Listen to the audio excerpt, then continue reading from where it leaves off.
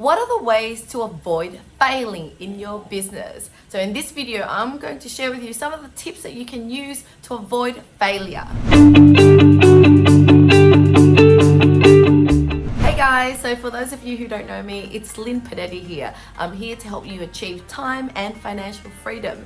And today I'm actually in my hotel room in Toronto. So shooting this video right here in Canada. Okay, so before I share with you some tips on how to avoid failing, how about I share with you some statistics about how many businesses actually fail?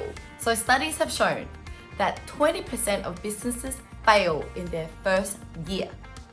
Now, out of those that succeeded, 30% of them will fail in the second year.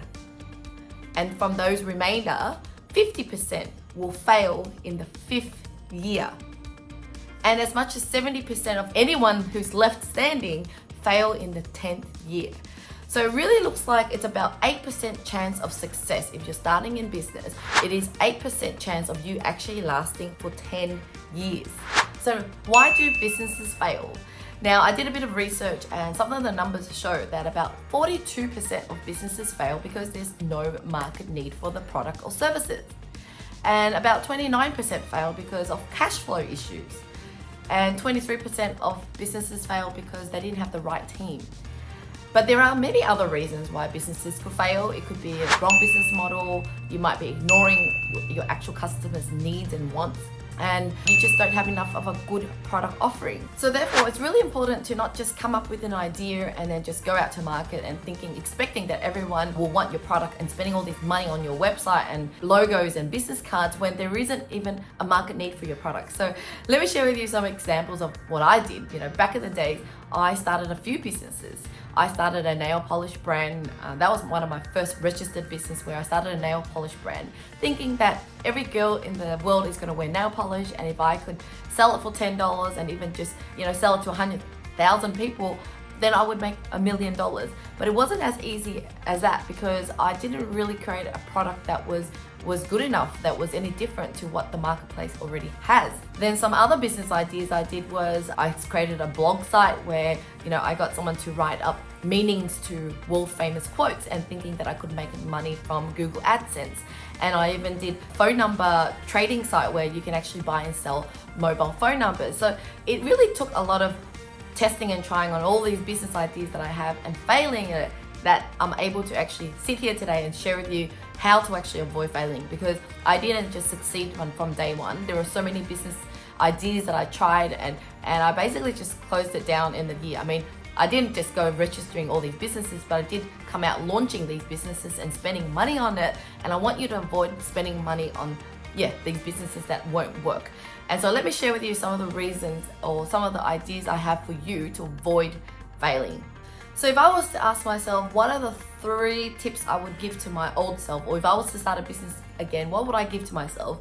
Or what would I give to you guys if you're starting a business or is in the middle of the business and feeling stuck? So the first thing I would say, most importantly, is really do something around your passion. The reason why a lot of businesses fail is that because you don't have the passion for what you started. You might have started on something because you thought you could make money from it. And because you don't have the passion and love for it, you end up giving up. You end up, not really pushing yourself to think of innovative ways to come up with new ideas or innovations. So like my nail polish business, I started because I thought I could make money from it.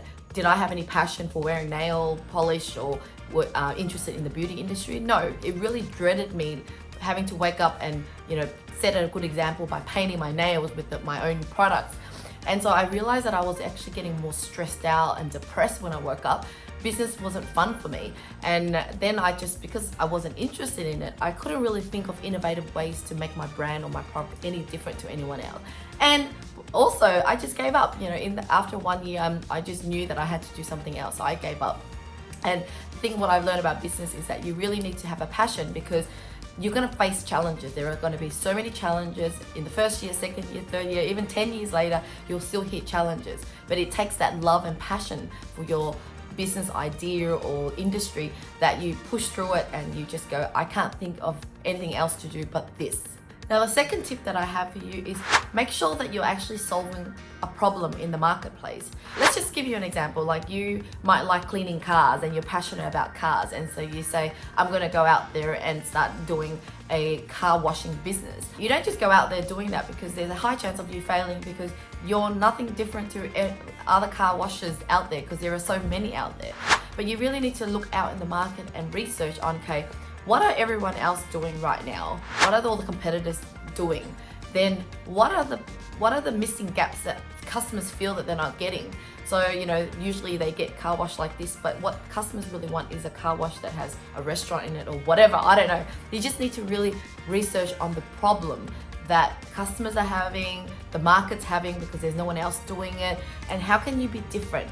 So then you come out with a really different kind of product or packages, rather than just coming out there pushing your idea onto the market. It's you solving the problem. So the businesses that I've succeeded in are because of that. So my first agency that I registered and developed into a business was because I end up getting a customer, solving their problem and making money from it. And then I realized, oh my God, I actually have a business. So give you an example.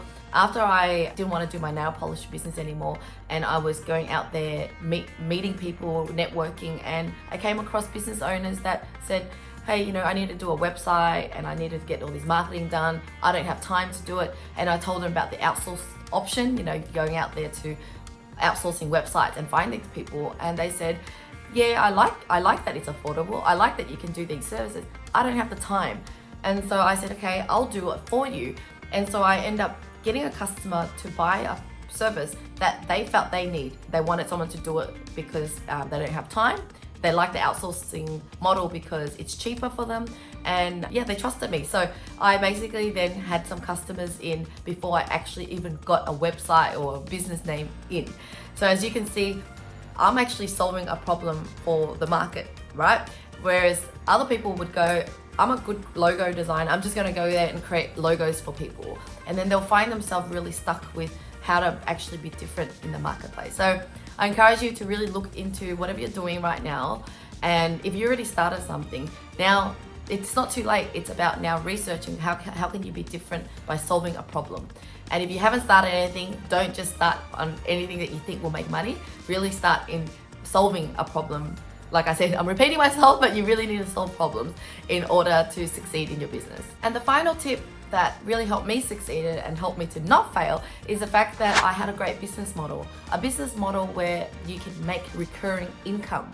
So although I succeeded in my business where I had an agency doing website development and logo design and things like that, the business was very stressful for me. So I was always trying to go out there, getting new clients and giving them that work. And the thing is, they don't need a website every single month. They just need a one website for a year or 2 years or more. And so I was pushing myself, trying to get more new clients in, and I just couldn't get them coming back in for more. I know there are services like SEO and AdWords and stuff that you can do in the agency side that is recurring, but that's exactly what I'm trying to get at. You really need to think of a service and make sure that it's recurring. And so my current outsourcing angel business has succeeded because it's a business where I help not just recruit the VAs for the client and charging them a fee to recruit. I looked at it more as, this is a recurring service where you get us to hire you a VA, but then we'll help you work with the VA. We'll provide all this support for the VAs. We'll do payroll and manage the payment on behalf of you. So there's this ongoing need that you want from us. And so that, there is that ongoing relationship. So once we get in a client, we put all this money in ads and marketing, we get a client in, that client actually stays with us for years.